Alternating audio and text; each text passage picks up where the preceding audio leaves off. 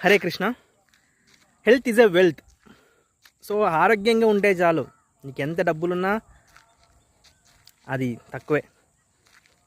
So డబ్బు ఉంటే కాదు, హెల్త్ ఉంటే మనం వెల్తీగా ఉన్నట్లే. అంటే మనం నిజమైన ధనవంతులు హెల్త్ బాగున్నప్పుడే, అంతే కదా. సో డబ్బులు ఎంత ఎక్కువ ఉన్నా కూడా ఆరోగ్యంగా లేకపోతే వేస్టే కదా. సో ఇక్కడ నేను చెప్పాలనుకుంటున్నా అంటే, మనం తీసుకునే ఫుడ్ ఎంతవరకు హైజీనిక్గా ఉంది, ఎంతవరకు క్వాలిటీ ఫుడ్ మనం తీసుకుంటున్నాం అనేది చాలా ఇంపార్టెంట్. ఇప్పుడు మనం ఒంటికి వేసుకునే బట్టలు, కాలుకి వేసుకునే చెప్పులు ఏసీ రూమ్లో కొంటున్నాం. మనం తినేవు అంటే మనం కడుపులోకి వేసుకునే ఫుడ్ని రోడ్డు సైడ్ కొంటున్నాం.